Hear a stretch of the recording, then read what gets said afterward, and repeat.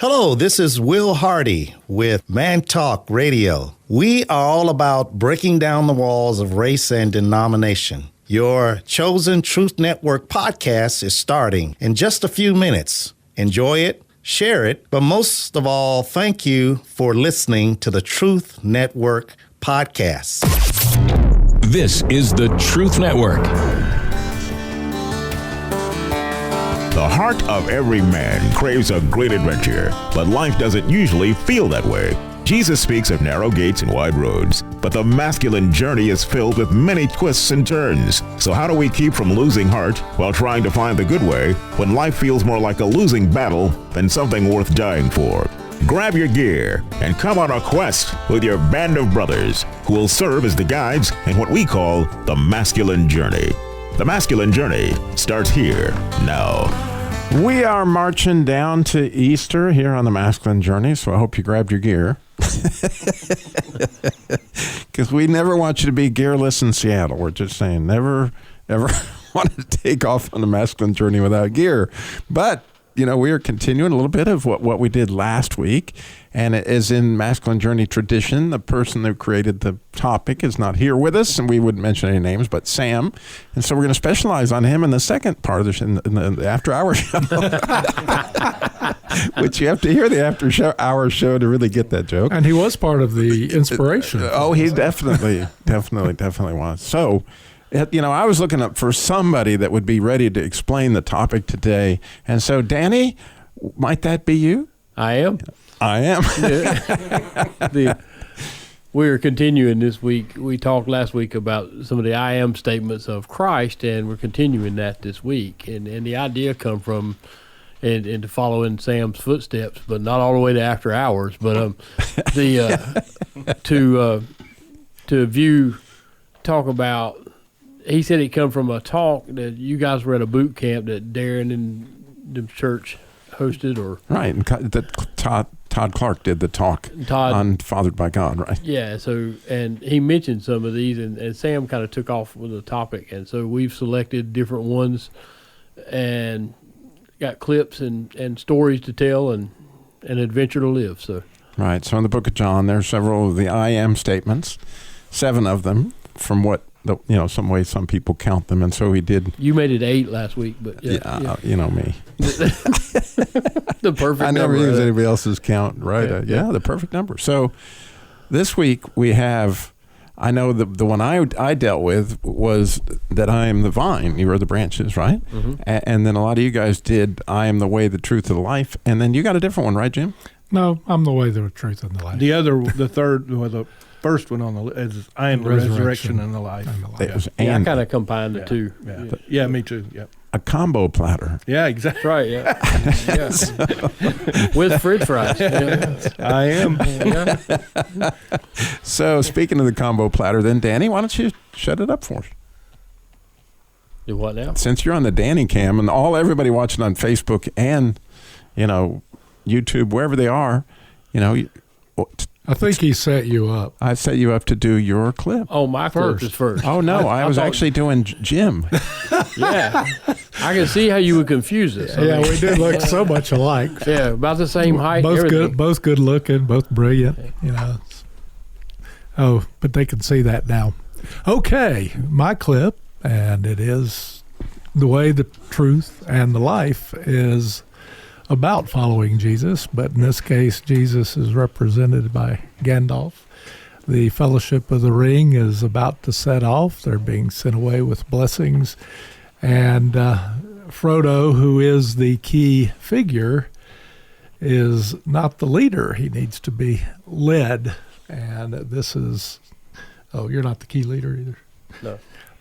They do see you. He's raise your hand. I forgot. We got a friends camera on now. the canyon. Yeah, I'll try not to mess with my nose. Okay. And that's not the way, Jim. I like radio it was better the truth, than TV. I am trying to be truthful. Stick with the way, Jim. But this is Gandalf's guidance for the entire group, and you'll hear some crows in the middle, so I'm not going to simulate them. So yeah, if you haven't seen The Lord of the Rings, Gandalf is this really old kind of sage-looking character with a long white beard. You've probably seen pictures. Yes. Right, and he's kind of the leader of this group. And Frodo is what they call a hobbit, which is kind of like, they're resilient little people. Resilient little people that seem insignificant but end up being tremendously significant, not unlike us, right? Gandalf is older than me. Yeah, and is Gandalf is older than me, which makes him very special. Yeah, very, very, very. So, do you want us to play it? Let her rip. Farewell. Hold to your purpose. May the blessings of elves and men and all free folk go with you. The Fellowship awaits the Ring-Bearer. Mordor, Gandalf. Is it left or right? Left. We must hold this course west of the Misty Mountains for 40 days. If our luck holds, the Gap of Rohan will still be open to us. From there, our road turns east to Mordor. 2, 1, 5. Good. Very good. Move your feet. Thanks. Faster. If anyone was to ask for my opinion, which I note they're not, I'd say we were taking the long way round. Gandalf, we could pass through the mines of Moria. My cousin Balin would give us a royal welcome. No, Gimli.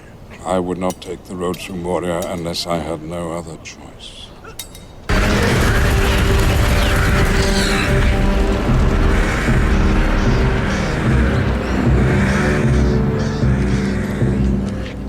Spies of Saruman. The passage south is being watched. We must take the pass of Karathos. And throughout this series of scenes, it's patched together, as you probably figured out, there are several times when they needed Gandalf to both tell Gimli that that's not the best way to go, though that was the way they ended up going. But he's directing the path for the entire group. And it takes a lot of twists and turns. And this is just the beginning. And if you haven't seen it, shame on you, because it's written from a perspective of God's mission in a fantasy setting, which will appeal to lots of folks. But Gimli is one of my favorite characters in there. And he is a dwarf, and he wants to go the way that's familiar to him, which is through dwarven mines. And that gets shot down. But ultimately, that was the way they had to go, because the other better routes were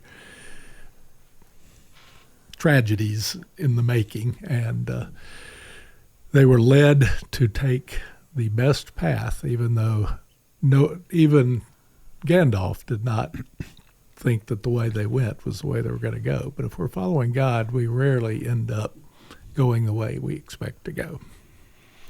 So when you think about Jesus is essentially the I am the way in your own life.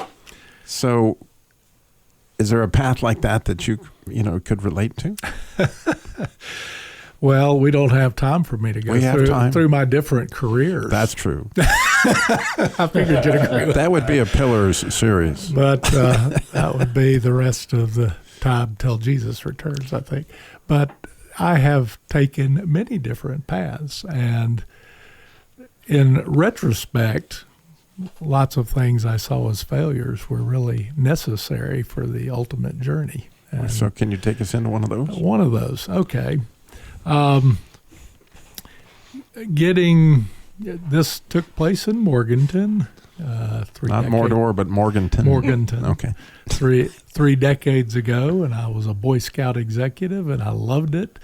And they wanted me to move, and I was raising my kids there. And I said, well, okay, I'm not going to move.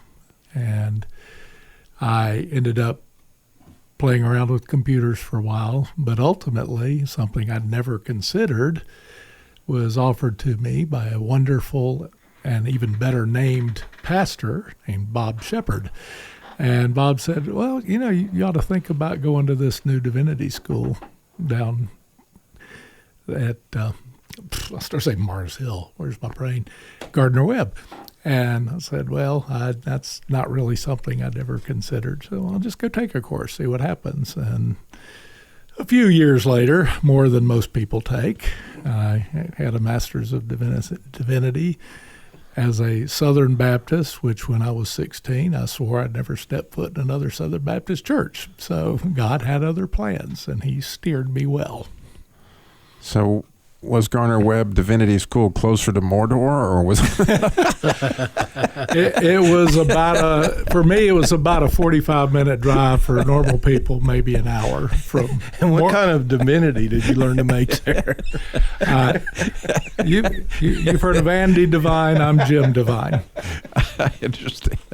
But nonetheless, it was an interesting turn, right? Because you had your heart set on the Boy Scouts, and God had something that opened up your heart. And before that, my heart was set on chemistry and then geology. But at the end of the day, just for me personally, because I've known you for a lot of years, had that not happened, I never would have met you. That's true. And that would have been there'd been a lot of steelhead trout that would have appreciated that. However it worked. But, it's really cool to listen to and think about, like, man, my good friend wouldn't be my good friend if it hadn't been for, Jesus being the way in so many different times and in a path that, that we really didn't, anticipate picking up, right? Everybody that went to high school with me would, and some have, laughed when they heard I'd gotten into ministry. That was not an expectation for anybody, including me. But God is in control, and if you don't recognize it, you will. So, since you mentioned that you're older than Gandalf, and No, reverse. He's the older one. By how much? Not enough.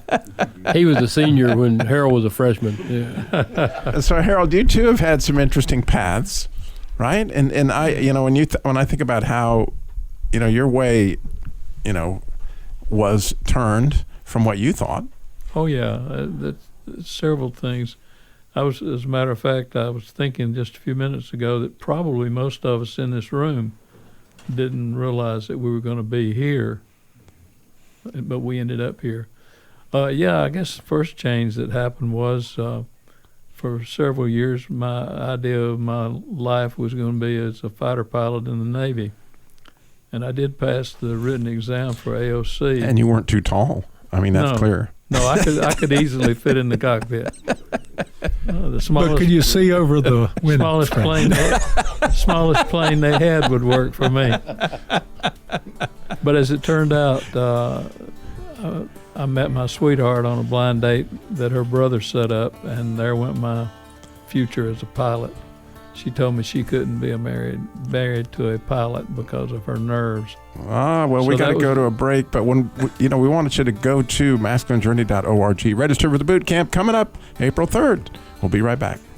What we have at our boot camp is something that makes you stronger and gives you the strength to go on your regular walk with God. It's something that will make you be bigger than you were when you got there. How things been going since the last boot camp? Doing good, growing. I've got growing pains. I came up here as a little boy, falling down, getting up, and now I'm a cowboy ranger going into adolescenthood. It's a pleasure to be here. So you're speaking about Cowboy Rangers. Is that one of the talks that really came alive to you this weekend? Yep. I don't want to grow up real fast. I had to do that a long time ago. I'm just taking baby steps along this journey, and I can't think of any place or a group of guys I'd rather be with, because y'all are appointed and accountable for me to learn and listen, and I got a notebook full of good tools that's going to help me grow. Register today at masculinejourney.org. Rocky Mountain climbing, I went 2.7 seconds on a bull named Blue Manchu. And I looked deeper and I spoke sweeter and I gave forgiveness I've been denying. And he said, someday I hope you get the chance to live like you would die. Danny, you bumped it. I did. That was Tim McGraw and Live Like You Were Dying. And it's a song about a conversation he had with a guy who's had a bad diagnosis, and he asked him, what did you do when you heard the news? And that's the chorus is, had to cut out he went skydiving. He did go skydiving before he went Rocky Mountain climbing, but we ain't got but so much room for adventure around here. But the song speaks to, the way, the truth, and the life. And so, if you do live like you're dying, because there are things far more important than what you think they are. And all of a sudden you get a traumatic diagnosis or a life event happens and you think your life is over, but, makes you think a little different. And the positive way to think about it is forgive a little deeper and live a little bit. So we left our hero Harold. He was going to be a fighter pilot in those Sopwith Camels. I don't know if you remember. Going to take on the Red Baron and things like that, I suppose. But we never did clarify when you were going to be a fighter pilot, Harold. What kind of plane would that have been? Well, I guess it would have been the Sopwith Camel. No, that's another place where, one of the things where God intervened in my life in a very positive way. My sweetheart and I will be celebrating our 60th wedding anniversary on June the 6th of this year. 66. Had I made it through all the training and actually become a pilot, I likely would have been shot down over Vietnam. The SAMs really took a toll on the pilots over there. So, God directed me in a different direction. And instead of flying jets off of a carrier, I coded programs for a computer, which was not the same, but safer. But a lot of changes that I think God has directed. My first job after graduation was there in my hometown with a company I'd worked with during the summers. And I thought, I was a perfect fit. I knew the business, et cetera. And it didn't really work out. There were some promises that had been made that weren't being fulfilled. And so I left and went to Columbus, Mississippi with a company there. And after 8 years, that necessitated a change, and that's how I ended up in Mocksville. Interestingly enough, both of those first two companies no longer exist. And to quote a T-shirt of my good friend, where the heck is Mocksville? Mocksville is the center of the universe. Ask anyone in Davie County and they'll let you know. The only place to live is Davie County, North Carolina. There you go. It is the county seat of Davie County. And for those who don't know, it's between Statesville and Winston-Salem. And so, Danny, you have our next clip on the hit parade, and you are going where no man has gone before. Yeah.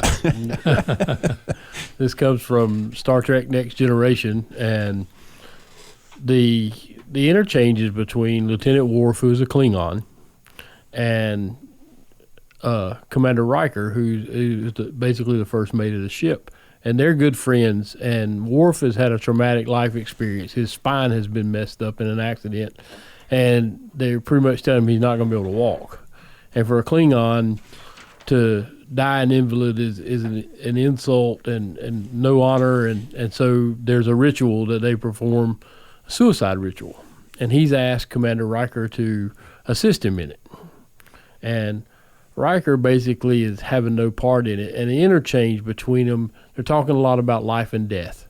And, speaking to, I am the way, the truth, and the life, and the resurrection and the life is the two that kind of stuck out to me.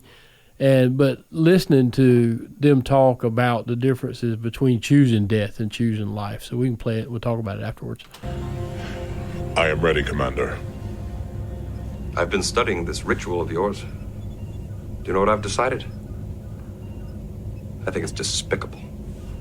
I hate everything about it. Casual disregard for life, the way it tries to cloak suicide in some glorious notion of honor. I may have to respect your beliefs, but I don't have to like them. It is not something I expect you to understand. No. All you really expect me to do is bring you the knife and then walk away, so you can kill yourself in peace. Well, I'm not going to make it that easy for you. It is not easy for me. But each of us must die in our own time. And my time... Remember Sandoval? Hit with the disruptor blast 2 years ago? She lived for about a week. Fang Li, Marla Astor, Tasha Yar. How many men and women, how many friends have we watched die? I've lost count. Every one of them, every single one fought for life until the very end. I do not welcome death, Commander. Are you sure? Because I get the sense you're feeling pretty noble about this whole thing. Look at me. Aren't I courageous? Aren't I an honorable Klingon? Let me remind you of something. A Klingon does not put his desires above those of his family or his friends. How many people on this ship consider you a friend? How many owe you their lives? Have you ever thought about how you've affected the people around you? How we might feel about your dying? Will you or will you not help me with the Hekba? You are my friend. And in spite of everything I've said, if it were my place, I would probably help you. I love the interchange about it, and Worf has obviously chosen death. And so often in my own life, I realized, over the past few weeks that I had chosen death many times, not consciously going to kill myself. Maybe once there was that choice, but the choosing death in the way I act, other than the way God would have me act, choosing hatred over love, choosing, to distance myself or to make choices that bring death rather than life. And Jesus telling us, I am the way, the truth, and the life. The only way to live is to live Jesus' way. And it's not a set of rules or thing. It's a set of guardrails to keep you out of the bushes and the hedges, basically. And so that's been kind of my take on this topic, so to speak. But it's been so often to come to those events, and because we've all been there, that some life-changing event hits and depression sets in, the whole 9 yards, and you just end up going down a path that leads to death, basically. Yeah, it's interesting. I was actually did a funeral service or a celebration of life on Saturday for a group that may not be the typical church-going group, and I couldn't help but notice a sign that they had in their house that said, happiness is not the destination, it's the journey. And as I reflected on that statement, I thought, well, isn't that interesting? Because it really is saying something that I think this passage is saying, that Jesus isn't the destination of this, I am the way, the truth, and the life, right? He is the journey. He is the journey, yes. And so it's interesting that, in so many ways, in his presence is fullness of joy, right? So it's interesting that the accuracy of that would be that, happiness is the journey. The journey is that to some extent, but the destination, Andy, and that's another whole thing, right? You're talking about the Father? Correct. Yeah, absolutely. Jesus did say in John 14:6, I'm the way, the truth, and the life. But no one, we leave this out a lot of times, but no one comes to the Father but by me. And it's such a core message to the masculine journey, everything. It's been phenomenal to me to really find God as Father and to realize that Jesus constantly said it. I've been reading in the book of John, he's constantly saying, it's not about me, it's about the Father. I'm here to bring you to the Father. But in doing that, you see that there's joy. He also references himself. He says, if you've seen me, you've seen the Father. We act as one. So you're really getting a 2-for-1. 3-for-1, actually, when you talk about the Holy Spirit, too. More of a buffet. Yeah, buffet, yeah. You get everything that Not the combo plate, but the complete buffet. Everything or that you were smorgasbord created for to receive, right? But anyway, yeah, that's definitely the Father is the destination, but Jesus clearly points that out. Yeah, and I know in your life, certainly, Danny, that's been one of the neater things I've seen just kind of unfold in the last couple 3 years. And so speak to that a minute, because, that's what comes at the end of that verse. What's that, to the Father? Right. Oh yeah, it's amazing how that is where Jesus is taking you, is to be ultimately fathered by God, and that's kind of the journey that hit on that I met you guys. We were reading the book by John Eldredge, Fathered by God, and there's so much that speaks to the boyhood and that kind of thing, and I've got to live a lot of that over the past 3 or 4 years, and God's done so much healing, and like Saturday was an amazing thing, going up fly fishing in the river in waders, almost a near-death experience if I'd fell down, but never done that before, never probably would have done that, but God father me in this, show me, and to be out in his wilderness and all wonder, knowing that you're in his presence because he's there, and just having fun, and he even let me catch a brown trout. So, right, and it's fascinating to me that it's also connected to the idea of life, right?